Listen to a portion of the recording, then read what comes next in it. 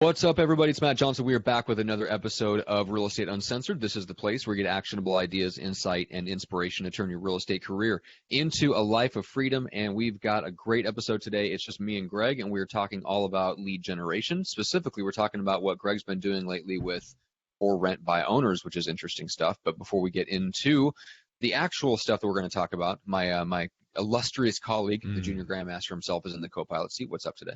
You just called me illustrious.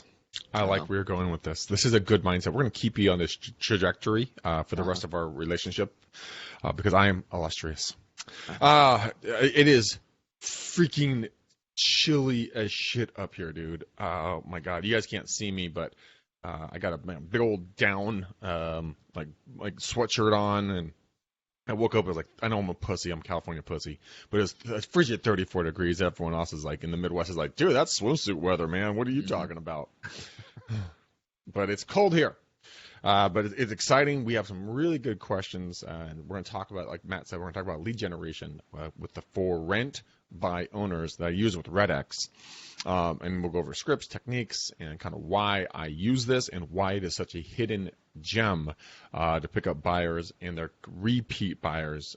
And because these buyers have money, they already own property that they're trying to rent.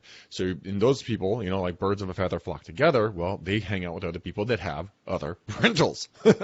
And they might want to buy more of those things. So it's a great opportunity. So I'm excited to talk about this today. I know everyone when I talk about this, they're like, for rent by owners, what the fuck is that? I'm like, it's literally for rent by the owner. Like, it couldn't get any clearer, and how receptive these people are. It's absolutely incredible. Absolutely incredible. No one ever gets mad at me. It's the weirdest thing. Yeah, so walk me through what's the experience like. Is it similar to calling a for sale by owner, or is it a little bit less in your face because is the dynamic of the call a little bit different because they're not getting a bunch of other calls from other agents? Let's put it that way. No, they're really not getting a lot of calls from other agents. It's really pretty much a standalone opportunity. And so what I do is I go at it kind of passive aggressively. So I will go in and I will say, ring, ring, ring. We'll do a quick role play here. So, Matt, you're going to be the for rent by owner. Okay. So I'm going to ring, ring, ring. Yeah, hello. Hi, is this Matt? This is. Hey, Matt, my name is Greg McDaniel. I'm a real estate agent here in the Walnut Creek area. Hey, I am actually doing a quick call. It looks like you have your home at 456 Maple up for rent. Did you happen to get that home rented yet or not? No. Yeah, we've had tenants in it for a few months. That's what you're looking for, right? Okay, so break script here. So basically what happens right here is it's a win-win no matter what. So, if they have rented it, that's perfect. That's exactly why I'm calling. Are you looking to buy? Are you congratulations on getting it rented? Are you by any chance looking to potentially pick up any additional rental properties either this year or next year? And if the home has not been rented, what you do is you ask them right then and they say, okay, have you ever thought about, can I ask you a question? Why have you decided to take on a second job and try to get this property rented on your own? Would you be willing to, talk with me, a professional real estate agent, and see if I can help you get it rented for in a shorter amount of time? So it's all about getting the relationship with the property owner to either help them rent the property, and yes, you're going to make like a couple $100 on the rental. You're not going to make real money at all, but it's about the relationship. And then if they have or have not, or they do or do not want help renting it, then you go for the real kill and you ask them, have you thought about buying any additional properties? And some will say yes, some will say no, most will say yes. Then you kind of what they're looking for, where they're looking for it, what type of property they're looking for, what price is too much, what price is too little. Do you want a single family? Do you want a fourplex? Where would you not want to buy for rent? And then you need to ask them, does it matter about the price, or does it just matter if the numbers, when you crunch them, if they work out, if it cash flows for you? Most of the time, the new property. Okay. Yeah, most of the time, almost 99% of the time, the investors don't care about the price as long as the numbers work out. Because you can find money. Money is not the problem when the deal is there. People will show up when the deal is there. And then it just comes down to you doing some bird dogging to find these other potential listings or properties for these investors to buy. Okay. And Well, let's back up a little bit into the scripting. So let's go back to the role play a little bit, and let's run through the scenario of it's up for rent by owner. It's up for rent right now. You called me. You don't know whether it's rented or not, but I'm going to give you the scenario of it's not rented, so nobody's in it right now, and then that gives you the ability to kind of go in for the kill, and let's try to move me towards an appointment. Okay, not a problem. Cool. So ring. Yeah, hello. Hi, this is Matt. This is. Hey, Matt. My name is Greg McDaniel. I'm a real estate agent here in the Walnut Creek area. Hey, I'm doing a couple of quick calls from my office, and I want to see if I'm reading this correctly. It looks like your property at 456 Maple. Looks like you guys had it. You had it up for rent, or have it up for rent. Did you guys rent that or not? Yeah, it's up for rent right now. No, it's not. It's not filled. Oh, why do you ask? Okay. Oh, well, like I said, I'm a real estate agent here in the area. I'm calling around. I'm kind of touching base with property owners like you, and I just wanted to see, by any chance, are you guys interested in talking to a real estate agent to see if I can help you get the property rented in a shorter amount of time? Would that be something of interest for you? Well, I mean, it's, we're a couple weeks into the process. So at least at this point, we're going to keep just having it on the market and see if we can get it filled. We've got some people that have come through that are interested in thinking about it, so we'll see if one of those pops. Okay, not a problem. Obviously, do you have more than one rental property, or is it this just the only one? No, this is our old house. We sold. We're looking to sell that, and we went ahead and bought our new place. And just things with the market just didn't quite work out the way we wanted to, and so we rented it for about 6 months, and then that tenant bailed out, so we had to replace them. Gotcha. Okay. Yeah, I've heard that story quite a bit. The market is definitely shifting on us up here. Question for you. You mentioned that you had it on the market. Would you be interested in maybe getting an updated value? Because you said it was a couple of months ago, the market has shifted, so you know what a real value is. Because I talk to a lot of people. I have open houses and other buyers I'm working with. Actually, you know what? Come to think of it, is there an opportunity I could just go by and maybe meet you, take a look at the property so I can put some numbers together, put a report together, bring it over to you, and then I can have when I talk to these other buyers, maybe I can really talk with authority about your property. Would that be okay with you? So the purpose of when you say like a report on the current value, like if I wanted to sell it? Yeah, if let's say you woke up at 2 o'clock in the morning and you just say, oh my gosh, you roll over and talk to your wife and say, hey, look, honey, I'm tired of dealing with this renters. They're crazy and I'm done. And you just say, I want to sell it. So you have real numbers. Because a lot of us, when we sell property, sometimes we rely on places like Zillow or Trulia or something like that, where they give you guesstimates, not real estimates on what the values could be. And so it's basically a service that we provide to all of our clients and future clients, and it's a service that we offer at no cost. So I mean, it takes about 10 minutes. I mean, if you'd want to, I'd love to put meet you face to face and kind of just give you something that you can really stand on when it comes to number wise. Yeah, I'd potentially be open to that. I mean, we're still in the decision making phase, I guess. I mean, we have it up for rent, and so one of those people might come back and just pull the trigger and sign the lease, which would take care of the problem. But yeah, I mean, if one of those doesn't hit, yeah, I guess it'd be nice to have some numbers to see what the home is worth if I wanted to put it up on the market again. I'm not really. I got to be honest with you though, I'm not ready to go through that again. Like that was a pain. It was not a fun process, and we weren't super happy with our agent. So, yeah, I mean that's fine if it's just a 10-minute thing. I can meet you over there maybe next week or something. Here's a funny fact for you. I was doing some research the other day, and I found out that about 70% of the people that go through real estate transactions are in your same shoes. They'd actually rather spend a weekend in jail than do another transaction. That sounds about right. So I totally get where you're coming from. And I'll be in and out. It'll be super simple. Obviously, you're not hiring me right now. It's just a meet and greet. Let me do my job, and then if you feel comfortable after we get to know each other a little bit, then we can discuss, something down the road if that's what works best for you. Right now, I'm just trying to get in and do some help.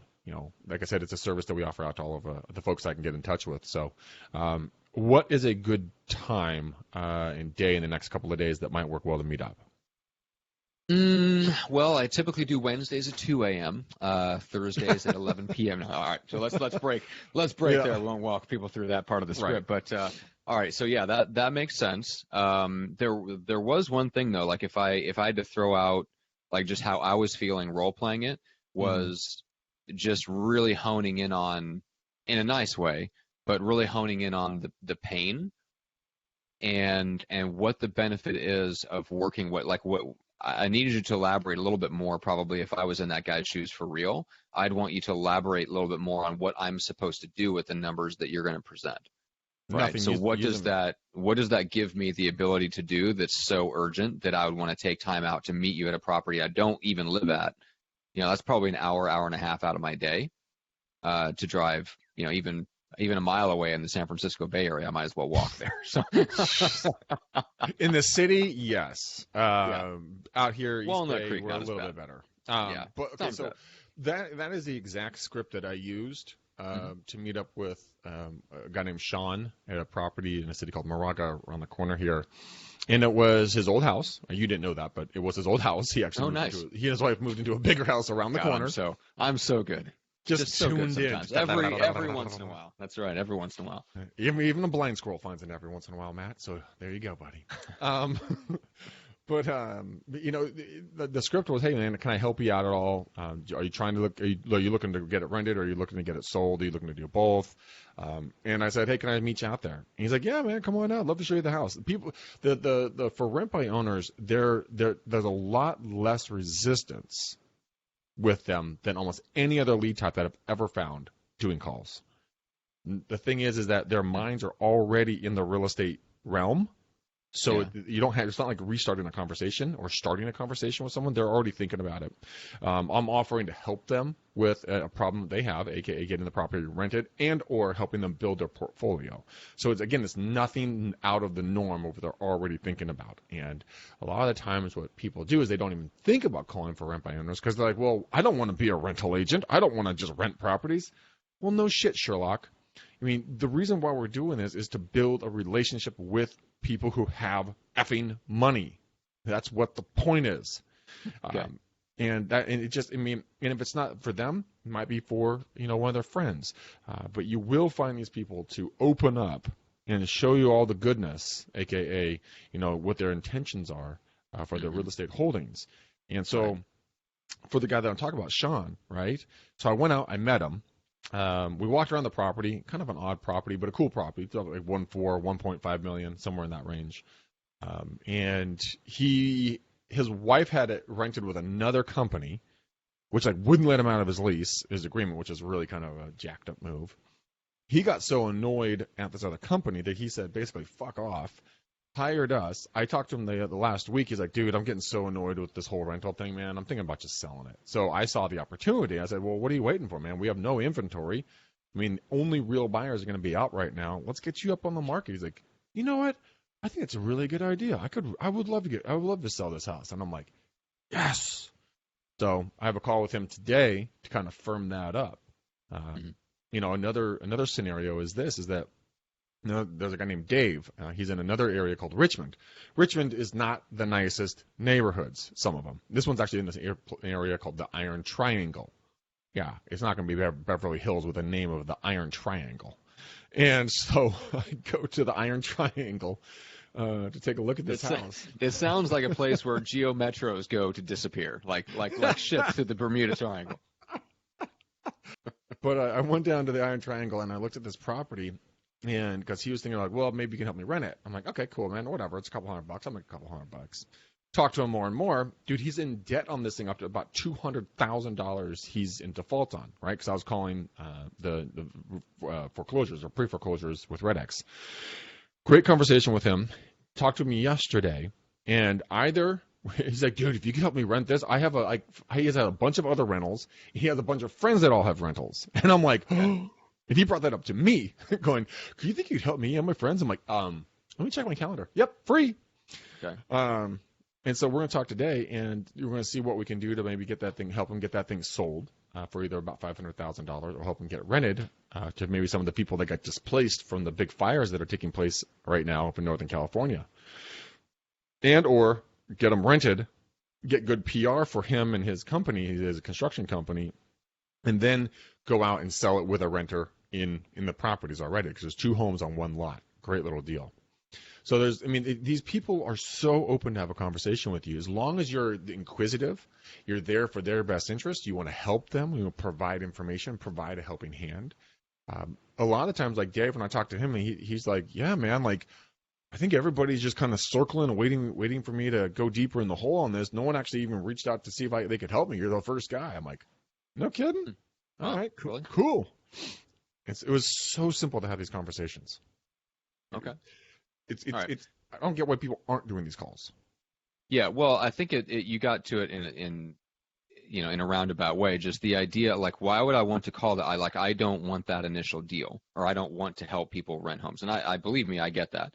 That wouldn't be my game either. But if I wanted to build a portfolio of investor clients who are always looking, and they're looking all the time, even when the normal consumer is scared out of their mind to look, as in, would you like to have a portfolio of people that you can work with that when something crashes or majorly shifts in the market, not only are they not scared, they're looking to jump in and buy. Mm-hmm. And you can be the one that helps facilitate. So I think the strategy is sound, and this is a good time to start exploring those relationships, because they're not getting a ton of calls from agents prospecting them. Now is the time to start laying the foundation of those relationships and build them for the future.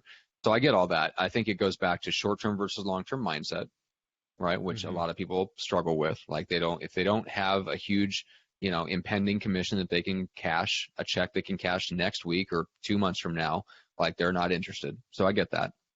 But let's talk about the follow-up. Let's talk about making that pay a little bit, right? Because that is, really, if you're going to talk about a long-term strategy, the fortune's in the follow-up.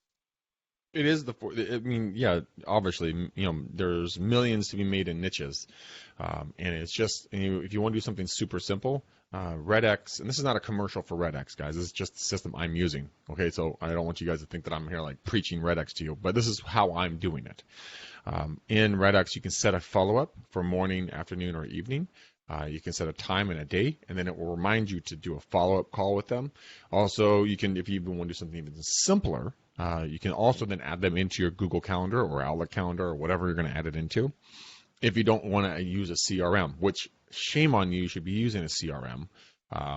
But that is as easy as it is. So what I did is every time, because when I was doing the for rent by owners, I ran out of them because I called them all in 1 week. But I set up about 12 to 15 new buyers for 2019, and it's a laundry list of like single family homes to multifamily, in the spectrum of genders, ethnicities, price points, everything, right?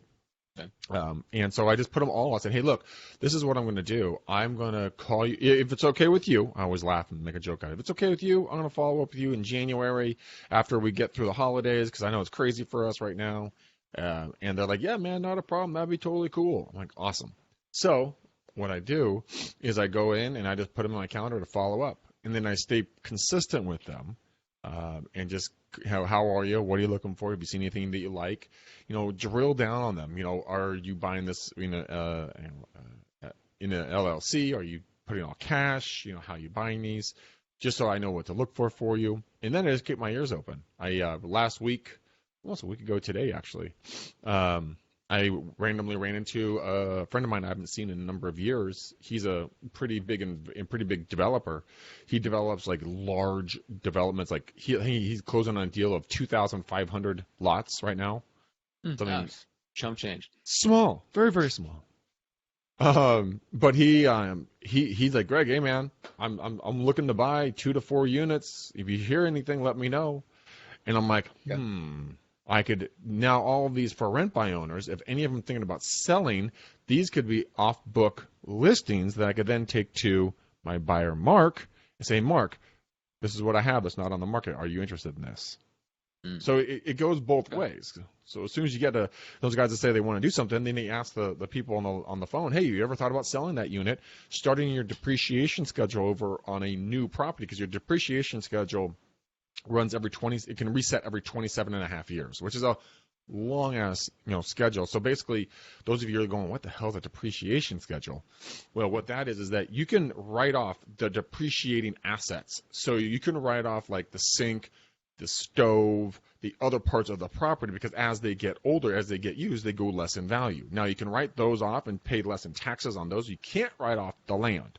The land is something that's an appreciation, not a depreciation. But you can, let's say you have about fourplex for $500,000, right? Well, you have an appreciation, so the value of the units are going up.